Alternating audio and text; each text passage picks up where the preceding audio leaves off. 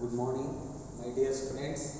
Today, after celebrating this Deepavali, today I want to tell you about the model of this DNA as according to Watson and Crick.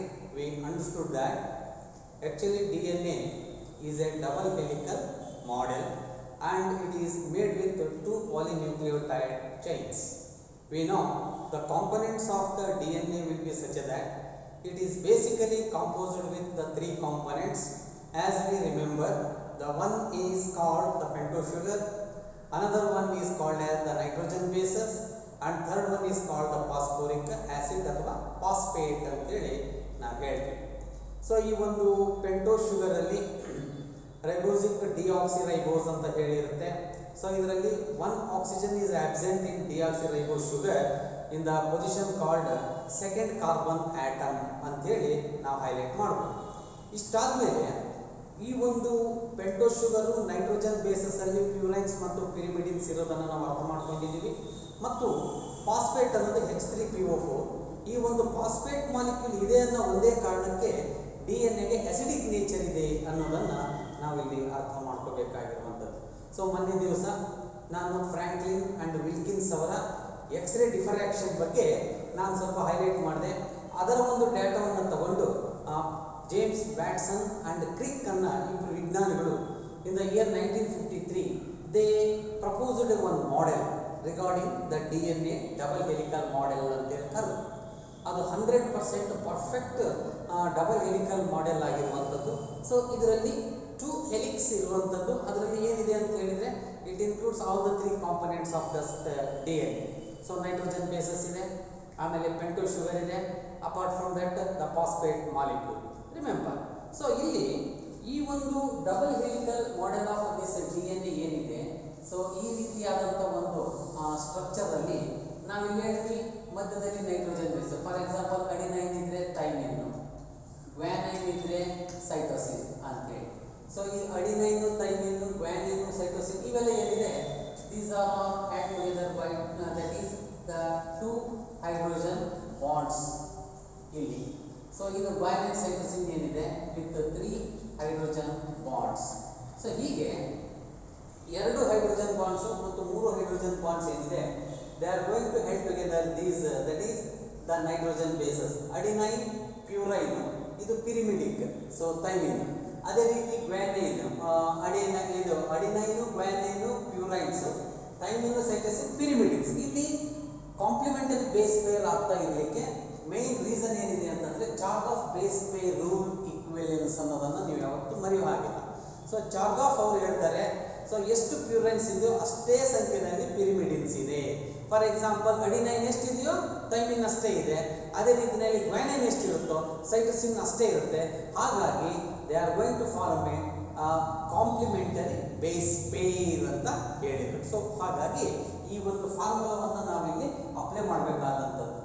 ಇದಿಷ್ಟು ಆದಮೇಲೆ so pentose sugar ಜೊತೆ nitrogen base ಏನಿದೆ, actually in the first carbon atom of this one, that is the pentose sugar, is going to head with this nitrogen base by means of n glycosidic bond. ಈ bond ಹೆಸರನ್ನು ನೀವು ಯಾಕೆ ನೆನಪಿಟ್ಕೋಬೇಕಾಗುತ್ತೆ ಅಂತ ಹೇಳಿದ್ರೆ NEET examination ಅಲ್ಲಿ ಇದಕ್ಕೆ ಬಹಳ importance ಇರೋದ್ರಿಂದ ಯಾವ್ಯಾವ ಥರದ ಬಾಂಡ್ಸ್ ಇದೆ ಅನ್ನೋದನ್ನ ಇಲ್ಲಿ ನೋಡಿ. ನೈಟ್ರೋಜನ್ ಬೇಸಸ್ ಅಲ್ಲಿ ಪ್ಯೂರೈನು, ಪಿರಿಮಿಡಿನ್ಗೆ ಹೈಡ್ರೋಜನ್ ಬಾಂಡ್ಸ್ ಇದೆ.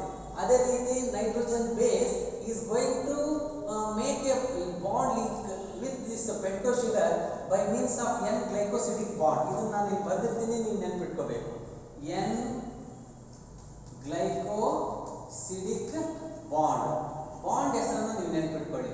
ಅದೇ ರೀತಿ ಪೆಂಟೋಸ್ ಶುಗರ್ ಪ್ಲಸ್ ಫಾಸ್ಫೇಟ್, ಇಲ್ಲಿ ಫಿಫ್ತ್ ಕಾರ್ಬನ್ ಆಟಮ್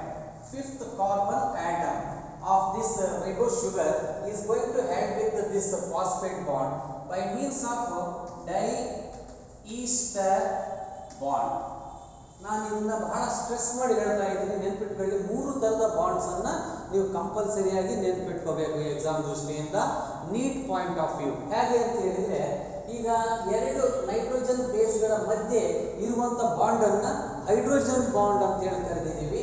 ಅದೇ ನೀವು nitrogen base with pentose sugar ಅಲ್ಲಿ first carbon atom of this pentose sugar is going to make a link with this nitrogen base by means of n glycosidic bond ಅನ್ನೋದನ್ನ ನೀವು ಮರೆಯೋ ಹಾಗಿಲ್ಲ. ಅದೇ ರೀತಿಯಲ್ಲೇ pentose sugar ನ fifth carbon atom ಜೊತೆ ಈ ಒಂದು ಫಾಸ್ಫೇಟ್ ಮಾಲಿಕ್ಯೂಲ್ ಅಂದ್ರೆ H3PO4 ಏನಿದೆ, it is going to make a link by means of the another bond that is called as the diester bond ಅಂತ ಹೇಳ್ತೀವಿ. ಸೊ ಈ ಮೂರು ತರದ ಬಾಂಡ್ಸ್ ಅನ್ನ ನೀವು ಕಂಪಲ್ಸರಿ ಆಗಿ ನೆನಪಿಟ್ಕೋಬೇಕಾದಂಥದ್ದು ಈ ಒಂದು DNA ಸ್ಟ್ರಕ್ಚರ್ ಬಗ್ಗೆ ಸಂಬಂಧಪಟ್ಟ. ಇನ್ನು ನೆಕ್ಸ್ಟ್ ಇನ್ನೊಂದು ತರದ ಒಂದು ಮಾಡೆಲ್ ಅನ್ನ ನಾನು ಇಲ್ಲಿ ತೋರಿಸ್ತಾ ಇದ್ದೀನಿ ನಿಮಗೆ. ಮೊನ್ನೆ ಕ್ಲಾಸ್ ಅಲ್ಲಿ ನಾನು ಡೀಟೇಲ್ ಹೇಳ್ಕೊಟ್ಟೆ. ಈ ಒಂದು 2 ಪಾಲಿನ್ಯೂಕ್ಲಿಯೋಟೈಡ್ ಚೈನ್ ಬೇಸಸ್ ಅಲ್ಲಿ ಪ್ರತಿ 10 ನೈಟ್ರೋಜನ್ ನ್ಯೂಕ್ಲಿಯೋಸೈಡ್ ಬೇಸಸ್ ಅಲ್ಲಿ ಏನಾಗುತ್ತೆ ಅಂತಂದ್ರೆ ನೈಟ್ರೋಜನ್ ಬೇಸಸ್ ಅಲ್ಲಿ ಒಂದು ಕರ್ವ್ ಆಗುತ್ತೆ. ಸೊ ಹೆಲಿಕ್ಸ್ ಫಾರ್ಮೇಷನ್ ಆಗುತ್ತೆ. ಅದನ್ನ ನೀವು ಕೌಂಟ್ ಮಾಡಿದ್ರೆ 10 ನೈಟ್ರೋಜನ್ ಬೇಸಸ್ ಅಲ್ಲಿ ಇರುತ್ತೆ. ಸೊ ಆ ಒಂದು ಡಿಸ್ಟೆನ್ಸ್ ಅನ್ನು ನಾವು ಮೆಜರ್ ಮಾಡಿದಾಗ ಅದರ ಡಿಸ್ಟೆನ್ಸ್ ಬಂದು 34 angstrom unit as according to Watson and Crick ಅವರ ಡಬಲ್ ಹೆಲಿಕಲ್ ಮಾಡೆಲ್ ಪ್ರಕಾರ ಒಂದು ಕರ್ವ್ ಅಂತಂದ್ರೆ ಇದನ್ನ ಮೇಜರ್ ಕರ್ವ್ ಅಥವಾ ಮೇಜರ್ ಗ್ರೂವ್ ಅಂತ ಹೇಳಿ ಕರಿತೀವಿ. ಅಂದ್ರೆ 10 ನೈಟ್ರೋಜನ್ ಬೇಸಸ್ ಇರೋದನ್ನ ಮೇಜರ್ ಗ್ರೂವ್ ಅಂತ ಹೇಳಿದ್ರೆ, ಸೊ ಜಸ್ಟ್ ಒಂದು ನೈಟ್ರೋಜನ್ ಬೇಸ್ ಇನ್ನೊಂದು ನೈಟ್ರೋಜನ್ ಬೇಸ್ ಇರುವಂತ ಹೆಲಿಕ್ಸ್ ಅನ್ನ ಸೊ ಮೈನರ್ ಗ್ರೂವ್ ಅಂತ ಕರೆದು ಡಿಸ್ಟೆನ್ಸ್ ಕೂಡ ಹೇಳಿದೀವಿ. ಸೊ 10 ಇರುವಂತಲ್ಲಿ 34 ಆಂಗ್ಸ್ಟ್ರಾಮ್ ಯೂನಿಟ್ ಇದ್ರೆ ಸೊ ಎರಡು ನೈಟ್ರೋಜನ್ ಬೇಸ್ಗಳ ಮಧ್ಯೆ ಇರುವಂತ ಡಿಸ್ಟೆನ್ಸ್ ಅನ್ನ 3.4 ಆಂಗ್ಸ್ಟ್ರಾಮ್ ಯೂನಿಟ್ ಅಂತ ಹೇಳಿ ನಾವು ಹೇಳ್ತೀವಿ. ಮತ್ತು width of the DNA will be 20 angstrom unit ಇರುವಂತದ್ದು. ಸೊ ಇವು ಮೂರು ಮೆಜರ್ಮೆಂಟ್ಸ್ ಅನ್ನ ನೀವು ಪರ್ಫೆಕ್ಟ್ ಆಗಿ ಮೆಮರೈಸ್ ಮಾಡ್ಕೊಳ್ಳಿ ಎಕ್ಸಾಮ್ ದೃಷ್ಟಿಯಿಂದ. ಇದಿಷ್ಟು ಪಾಯಿಂಟ್ಸ್ ಅನ್ನ ಹೇಳಿದೀವಿ. Watson and Crick, Franklin and Wilkins ಮತ್ತು ಚಾರ್ಗಾಫ್ ಅಂತ ಏನ್ ಹೇಳ್ತೀವಿ, ಈ 4-5 ಸೈಂಟಿಸ್ಟ್ ಅನ್ನ ನೀವು ಕಂಪಲ್ಸರಿ ನೆನ್ಪಿಟ್ಕೋಬೇಕು ಈ ಒಂದು double helical model of DNA ಬಗ್ಗೆ ಎಕ್ಸ್ಪ್ಲೇನ್ ಮಾಡಬೇಕಾದ್ರೆ. ಇನ್ನು ನೆಕ್ಸ್ಟ್ ಪಾಯಿಂಟ್ ಏನಿದೆ ಅಂತ ಹೇಳಿದ್ರೆ ಈ ಸೇಮ್ ನ್ಯೂಕ್ಲಿಯೋಟೈಡ್ ಸ್ಟ್ರಕ್ಚರ್ ಅನ್ನ ನಾವು ಈ ರೀತಿ ಬರೀತೀವಿ ನೋಡಿ. ಸೊ ಜಸ್ಟ್ ಅಬ್ಸರ್ವ್ ಮಾಡಿ ಇಲ್ಲಿ ಹೀಗೆ. ಓಕೆ,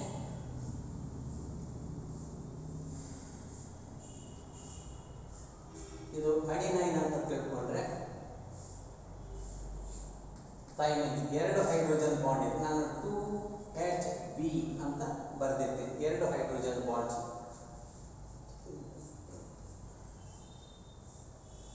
ಹೀಗೆ ಲಿಂಕ್ ಇರುವಂತದ್ದು. So it is connecting with this one. Okay, so like that guanine with 3 hydrogen bonds, cytosine ಯಥಾ ಪ್ರಕಾರ ಹೀಗೆ ಲಿಂಕ್ ಇದೆ. ಲಿಂಕ್ ಕೊಟ್ಟು ಹೀಗೆ ಲಿಂಕ್ ಅನ್ನು ಮಾಡ್ತೀವಿ. ಅದೇ ರೀತಿ ಇನ್ನೂ ಒಂದು ಸೆಟ್ ಬರೆಯೋಣ. ಈಗ ಥೈಮಿನ್ ಬರ್ಕೊಂಡ್ರು ಏನು ತಪ್ಪಿಲ್ಲ. Thymine with adenine. ಓಕೆ, ಹೀಗೆ ಅದೇ ರೀತಿ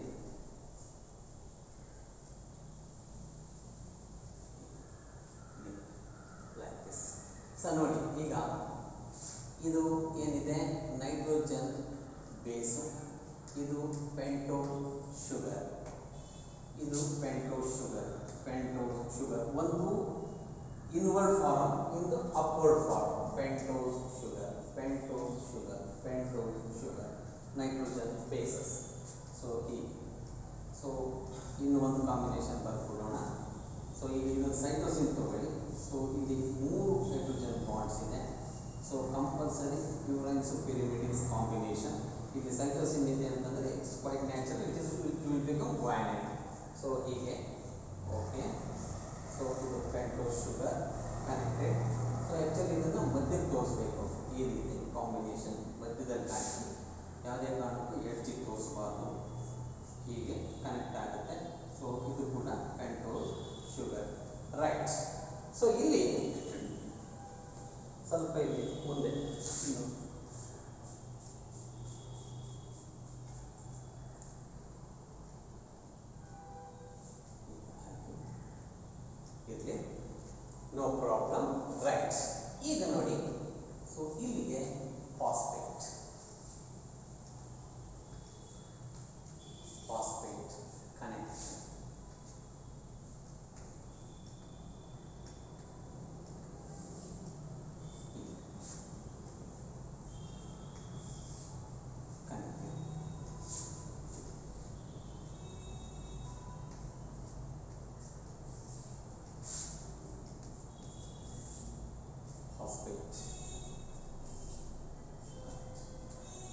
ಸೊ ಇದನ್ನು ಕೂಡ ನೀವು ಪ್ರಾಕ್ಟೀಸ್ ಮಾಡಿ ನೆನಪಿಟ್ಕೋಬೇಕು. ಸೊ ಇದು 3 ಹೈಡ್ರೋಜನ್ ಬಾಂಡ್ಸ್.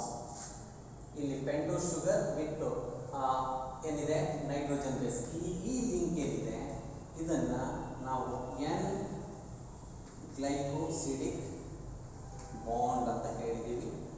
ಸೊ ಈ ಬಾಂಡನ್ನು ನಾವು ಫಾಸ್ಫೋ ಡೈ ಈಸ್ಟರ್ ಬಾಂಡ್ ಅಂತ ಕರಿಬೇಕು. ನಾನು 3 ಬಾಂಡ್ಗಳನ್ನು ಇಲ್ಲಿ ಬರ್ತಿರೋದಿದೆ, ಇದನ್ನು ನೆನಪಿಟ್ಕೊಳ್ಳಿ. ಎಕ್ಸಾಮ್ನಲ್ಲಿ ನೀವು DNA ಬಗ್ಗೆ ಎಕ್ಸ್ಪ್ಲೇನ್ ಮಾಡಬೇಕಾದ್ರೆ ನೀವು ಕಂಪಲ್ಸರಿಯಾಗಿ ಇಷ್ಟನ್ನು ಎಕ್ಸ್ಪ್ಲೇನ್ ಮಾಡಬೇಕು. Okay, thank you. ನಾವು ಲೆಟ್ ಅಸ್ ಕಂಟಿನ್ಯೂ. ನೆನಪಿಡ್ತೀರಾ? ಫಾಸ್ಫೋಡೈಎಸ್ಟರ್ ಬಾಂಡ್ ಇದು, ಎನ್ ಗ್ಲೈಕೋಸಿಡಿಕ್ ಬಾಂಡ್ ಇದು, ಮತ್ತು ಇದು ಹೈಡ್ರೋಜನ್ ಬಾಂಡ್ಸ್. 3 ಬಾಂಡ್ಸನ್ನು ನೀವು ಒಂದು ಕಡೆ ನೋಟ್ ಮಾಡ್ಕೊಳ್ಳಿ. ಈ ಥರ ಡಯಾಗ್ರಾಮ್ ಹಾಕಿ ಅದರಲ್ಲೇ ಬರ್ಕೊಳ್ಳಿ. ಅವಾಗ ಆ್ಯನ್ಯುವಲ್ ಎಕ್ಸಾಮ್ನಲ್ಲಿ ಮೈನ್ ಪೇಪರಲ್ಲಿ ಯಾವ್ಯಾವ ಬಾಂಡು ಮತ್ತು ಯಾವ್ಯಾವ ಪೊಸಿಷನ್ನಲ್ಲಿ ಅನ್ನೋದು ಕ್ಲಿಯರ್ ಗೊತ್ತಾಗುತ್ತೆ. ಒಂದು ಕಡೆ pentose sugar with nitrogen base first carbon ಆಟಮ್ಗೆ ಲಿಂಕ್ ಆಗುತ್ತೆ. ಅದೇ ರೀತಿ ಪೆಂಟೋಸ್ ಶುಗರ್ನ 5th ಕಾರ್ಬನ್ ಆಟಮ್ ಮಾತ್ರ ಫಾಸ್ಫೋರಿಕ್ ಆಸಿಡ್ ಜಾಯಿನ್ ಆಗುತ್ತೆ, ಬಾಂಡ್ ಫಾರ್ಮೇಷನ್ ಮಾಡ್ತಾ ಇದೆ. ಇದನ್ನು ನೀವು ನೆನಪಿಟ್ಬೇಕು. ಇನ್ನು ಫಂಕ್ಷನ್ಸ್ ಆಫ್ DNA ಅನ್ನು ಸ್ವಲ್ಪ ನೋಡೋಣ. ಇವಾಗ ಯಾವ ಥರ ಇದೆ. So what are the functions of this DNA? Okay, functions ಅಲ್ಲಿ 2 ಥರದ ಫಂಕ್ಷನಿಂಗ್ ನೇಚರ್ ಅನ್ನು ನಾವು ಹೈಲೈಟ್ ಮಾಡಬೇಕಾದಂಥದ್ದು. ಒಂದು functions of DNA, autocatalytic functions of DNA. Functions of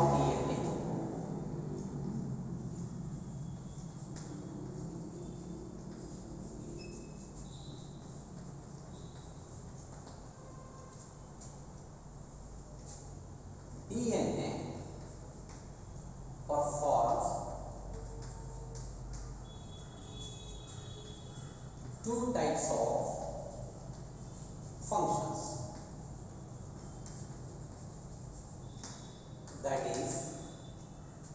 That is one,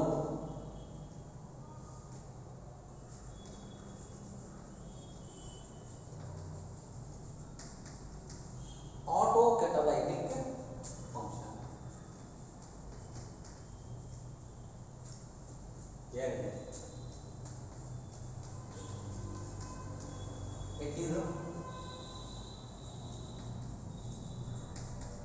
Catalytic functions. So what is this autocatalytic function ಅಂತ ಹೇಳಿ? So autocatalytic ಅಂತಂದ್ರೆ self replication ಆಗುತ್ತೆ. DNA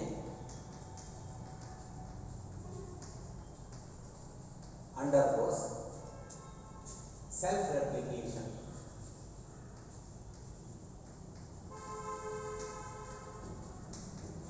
to produce new daughter DNA.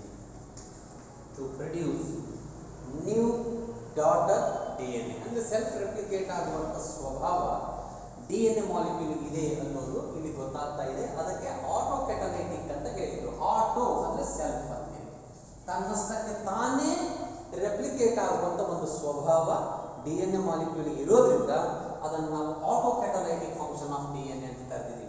DNA undergoes self replication to produce a new daughter DNA ಅನ್ನೋ ಒಂದು information ಬಹಳ ಮುಖ್ಯವಾದಂಥದ್ದು. ಅದೇ ರೀತಿಯಲ್ಲಿ ಹೆಟರೋಕ್ಯಾಟಲೈಟಿಕ್ functions of DNA ನೀವು ನೋಡಿದ್ರೆ, so DNA directs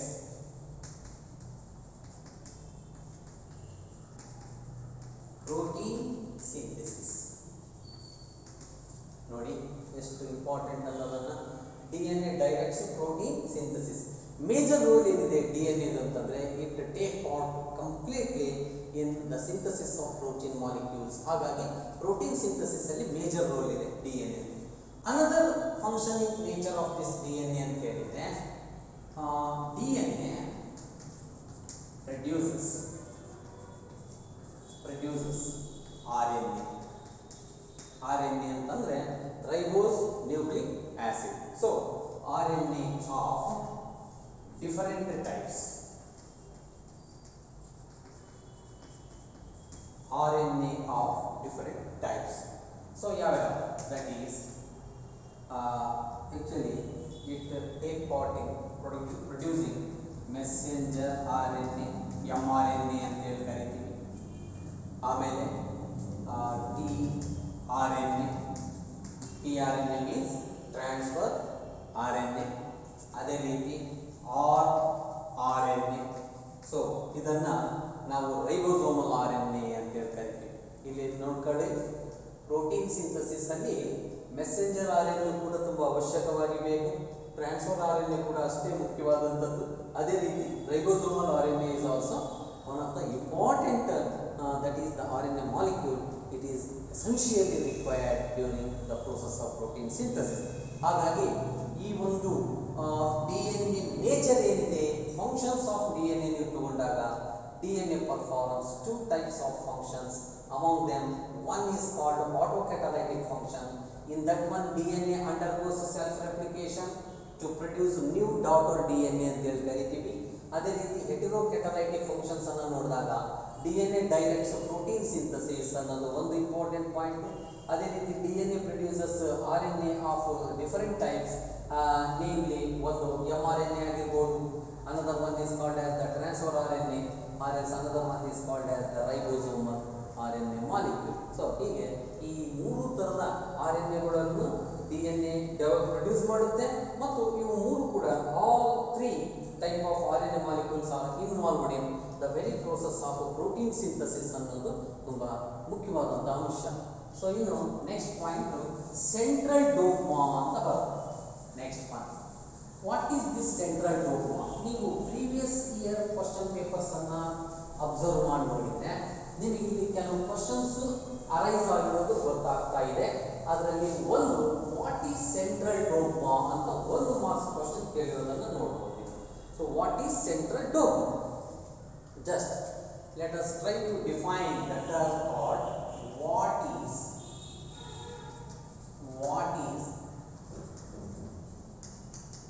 central dogma. ಬಹಳ ಇಂಟ್ರೆಸ್ಟಿಂಗ್ ಪಾಯಿಂಟ್ ಕೂಡ ಹೌದಿದು. ಸೆಂಟ್ರಲ್ ಡೋಗ್ಮಾ ಅಂದ್ರೆ ಏನು ಅಂತ ಹೇಳಿ ಕೇಳಿದ್ದಾನೆ.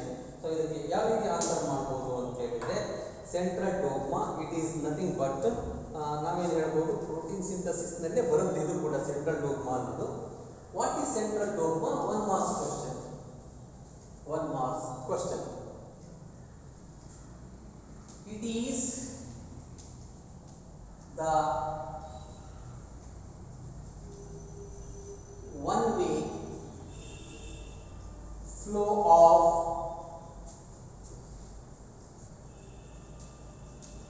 genetic information from DNA to messenger RNA and from messenger RNA to protein. Messenger RNA to protein. This is actually called as central dogma. It is nothing but indirectly understood as protein synthesis. It is nothing but protein synthesis ಅಂತೇಳಿ ಕರೀತೀವಿ. ಒಂದ್ಸಲ read out ಮಾಡೋಣ. What is central dogma ಅಂತ question ಬಿದ್ರೆ ನೀವು ಯಾವ ರೀತಿ answer ಮಾಡಬೇಕಾಗುತ್ತೆ ಅಂತ ಹೇಳಿದಾಗ, so it is the one way flow of, this is most important point. ಈ ಒಂದು ವರ್ಡ್ ಅನ್ನು ನೀವು ಬರೀಲೇಬೇಕು ಆನ್ಯುವಲ್ ಎಕ್ಸಾಮ್ನಲ್ಲಿ. It is the one way flow of genetic information from DNA to ಎಲ್ಲಿಗೆ messenger RNA, and from messenger RNA ಇಂದ protein ತನಕ ಏನಾಗ್ತಾ ಇದೆ ಅದನ್ನ ನಾವು ಸೆಂಟ್ರಲ್ ಡೋಗ್ಮಾ ಅಂತೇಳಿ ಕರೀತೀವಿ. ಸೊ ಇಲ್ಲಿ ನೋಡಿ, ಇದನ್ನ ನಾವು ಯಾವ ರೀತಿ ಡಯಾಗ್ರಾಮೆಟಿಕ್ ಆಗಿ ತೋರಿಸಬಹುದು ಅಂತ ಹೇಳಿದ್ರೆ, ಇದಕ್ಕೆ ಒಂದು ಪಾಯಿಂಟ್ ಅನ್ನು ನಾನು ಕ್ಲಿಯರ್ ಮಾಡ್ಕೊಡ್ತೀನಿ ನಿಮಗೆ, ಅರ್ಥ ಮಾಡ್ಕೊಳ್ಳಿ. ಇಲ್ಲಿ DNA ಇದೆ ಅಂತ ತಿಳ್ಕೊಳ್ಳಿ. DNA ಟ್ರಾನ್ಸ್ಕ್ರಿಪ್ಷನ್ ಆದರೆ, if DNA ಟ್ರಾನ್ಸ್ಕ್ರಿಪ್ಷನ್ ಆಯಿತು ಅಂತ ಹೇಳಿದ್ರೆ ಅಲ್ಲಿ there is a formation of a mRNA. It is nothing but a messenger RNA. So DNA transcription ಆದ್ರೆ messenger RNA ಆಗುತ್ತೆ. Messenger RNA next step ಅಲ್ಲಿ translate ಆಗುತ್ತೆ. Translation ಆದ ತಕ್ಷಣ it is resulted in formation of a protein. So ಈ ವ್ಯವಸ್ಥೆಯನ್ನ ನಾವು ಏನಂತ ಕರಿತೀವಿ ಅಂತ ಹೇಳಿದ್ರೆ ಸೆಂಟ್ರಲ್ ಡೋಗ್ಮಾ ಅಂತ ಹೇಳಿ ಕರಿಬೇಕು. ಸೊ ಹೀಗೆ ನಾವು ಟೋಟಲಿ ಏನೇನು ಅರ್ಥ ಮಾಡ್ಕೊಳ್ತಾ ಇದೀವಿ ಅಂತಂದ್ರೆ DNA ಅಲ್ಲಿ ಡಬಲ್ ಹೆಲಿಕಲ್ ಮಾಡೆಲ್, ಅದಾದ ನಂತರದಲ್ಲಿ ಯಾವ ರೀತಿ ಅದನ್ನ ಒಂದು ಜಸ್ಟ್ ನೈಟ್ರೋಜನ್ ಬೇಸಸ್, ಪೆಂಟೋ ಶುಗರ್ ಮತ್ತು ಫಾಸ್ಫೋರಿಕ್ ಆಸಿಡ್ ಯಾವ ರೀತಿ ಬಾಂಡ್ ಫಾರ್ಮೇಷನ್ ಮಾಡಿದೆ ಅನ್ನೋದನ್ನ ಇವತ್ತಿನ ಕ್ಲಾಸಲ್ಲಿ ನಾವು ಅರ್ಥ ಮಾಡ್ಕೊಳ್ಳೋಕೆ ಪ್ರಯತ್ನ ಪಟ್ಟಿರೋದಿದೆ. ಅದಾದ ನಂತರದಲ್ಲಿ ಫಂಕ್ಷನ್ಸ್ ಆಫ್ DNA ನಾವು ನೋಡಿದಾಗ ಫಂಕ್ಷನ್ಸ್ ಆಫ್ DNA ಅಲ್ಲಿ ಎರಡು ತರದ ಫಂಕ್ಷನ್ಸ್ ಅನ್ನ ಅದು ಎಕ್ಸಿಬಿಟ್ ಮಾಡ್ತಾ ಇರುವಂತದ್ದು. ಒಂದು ನಾವು ಆಟೋಕೆಟಲೈಟಿಕ್ ಫಂಕ್ಷನ್ಸ್ ಆಫ್ DNA ಅಂತ ಕರೆದ್ವಿ. ಆಟೋಕೆಟಲೈಟಿಕ್ ಅಂತ ಹೇಳಿದಾಗ ತನ್ನಷ್ಟಕ್ಕೆ ತಾನೇ ರೆಪ್ಲಿಕೇಟ್ ಆಗ್ತಾ ಹೋಗಿ ಹೊಸ ಡಾಟರ್ DNA ಮಾಲಿಕ್ಯೂಲ್ ಅನ್ನ ಸಿಂಥಿಸೈಸ್ ಮಾಡುವಂತ ಒಂದು ಸ್ವಭಾವ DNA ಅಲ್ಲಿ ಇರೋದ್ರಿಂದ ನಾವು ಅದನ್ನ autocatalytic functioning nature of this DNA ಅಂತ ಹೇಳ್ತೇವೆ. ಅದಾದ ನಂತರದಲ್ಲಿ ಹೆಟರೋಕೆಟಲೈಟಿಕ್ ಫಂಕ್ಷನ್ಸ್ ಅಂತ ಹೇಳಿದ್ರೆ main function of heterocatalytic function of DNA will be such that majorly it is participate in the synthesis of protein molecule. That is the one factor. Apart from that, it is going to produce other than this daughter DNA. Apart from that one, ಹೆಟರೋಕೆಟಲೈಟಿಕ್ ಆಗಿ ಮೂರು ತರದ RNA ಮಾಲಿಕ್ಯೂಲ್ಗಳನ್ನು ಸಿಂಥಿಸೈಸ್ ಮಾಡುತ್ತೆ. ಅವುಗಳಲ್ಲಿ ಮೊದಲನೇದನ್ನ mRNA ಅಥವಾ messenger RNA ಅಂತ ಹೇಳಿ ಕರೀತದೆ. ಎರಡನೇದನ್ನ tRNA ಅಥವಾ transfer RNA ಅಂತ ಹೇಳಿ ನಾವು ಕರಿಬಹುದು. ಇನ್ನು ಮೂರನೇದು ಬಂದ್ಬಿಟ್ಟು rRNA ಅಥವಾ ರೈಬೋಸೋಮಲ್ RNA ಅಂತ ಹೇಳ್ತಾರೆ. ಸೊ ಈ ಮೂರು ಕೂಡ these three are very essential during protein synthesis. It is taken place in the cytoplasmic region of the cell. So ಹಾಗಾಗಿ ಇದು ಆದ ನಂತರದಲ್ಲಿ ನೆಕ್ಸ್ಟ್ ಸ್ಟೆಪ್ ಅಲ್ಲಿ we learned about that is what is central dogma. ಇದು 1 marks question ಆಗಿ ಕೂಡ ಕೇಳುವಂತ ಒಂದು scope ಇರೋದಕ್ಕೆ definition you should learn. So just you see what is central dogma, nothing but the protein synthesis ಅಲ್ಲಿ ಆಗುವಂತ ಒಂದು mechanism. ಇಲ್ಲಿ ಒಂದು ಸಿಂಪಲ್ ಡೆಫಿನೇಷನ್ ಯಾವ ರೀತಿ ಎಕ್ಸ್ಪ್ಲೇನ್ ಮಾಡುತ್ತೆ ಅಂತ ಹೇಳಿದಾಗ central ಡೋಗ್ಮಾ is nothing but it is the one way flow of genetic information from DNA to RNA and from messenger RNA, DNA to messenger RNA and from messenger RNA to the actual protein molecule. So ಇದನ್ನ ನಾವು just ಒಂದು represent ಆಗಿ ಮಾಡೋದಾದ್ರೆ ಇಲ್ಲಿ DNA ಬರ್ಬಿಟ್ಟು so ಒಂದು ಆರೋ ತೋರಿಸಿ ಅದ್ರ ಮೇಲ್ಗಡೆ ಟ್ರಾನ್ಸ್ಕ್ರಿಪ್ಷನ್ ಅಂತ ನೀವು ಬರೆದ ಮೇಲೆ ಇಮಿಡಿಯೇಟ್ ಆಗಿ ಅಲ್ಲಿ ಮೆಸೆಂಜರ್ RNA ಆಗುತ್ತೆ ಅನ್ನೋದು ಒಂದು ಕ್ಲಿಯರ್ ಐಡಿಯಾ ಇರಬೇಕು. ಮೆಸೆಂಜರ್ RNA ಇಂದ ಆರೋ ಮಾರ್ಕ್ ತೋರಿಸಿದಾಗ it resulted in synthesis of the protein molecule. ಅಂದ್ರೆ ಎರಡು ಟೆಕ್ನಿಕಲ್ ಟರ್ಮ್ಸ್ ಕೂಡ ನೀವು ಪರ್ಫೆಕ್ಟ್ ಆಗಿ ಬರೀಬೇಕಾಗುತ್ತೆ. ಮೊದಲನೇದನ್ನ ಟ್ರಾನ್ಸ್ಕ್ರಿಪ್ಷನ್ ಅಂತ ಕರೆದ್ರೆ ಎರಡನೇದು ಬಂದು ಟ್ರಾನ್ಸ್ಲೇಷನ್ ಅಂತ ಹೇಳಿ ನಾವು ಹೇಳ್ತೀವಿ. ಹಾಗಾಗಿ ಈ ಎರಡು ಪಾಯಿಂಟ್ಸ್ ಅನ್ನ ತುಂಬಾ ಕ್ಲಿಯರ್ ಆಗಿ ಅರ್ಥ ಮಾಡ್ಕೊಂಡಿದ್ದೀರಿ ಅಂತ ನಾನು ಬಿಲೀವ್ ಮಾಡ್ತೀನಿ. In the next class we are going to study about this RNA molecule. ಮುಂದಿನ ನಾಳೆ ಕ್ಲಾಸ್ ಅಲ್ಲಿ I am going to explain you about this structure of RNA molecule and also the components of RNA molecule. We shall try to understand in the next tomorrow's class. Thank you very much. Thank you.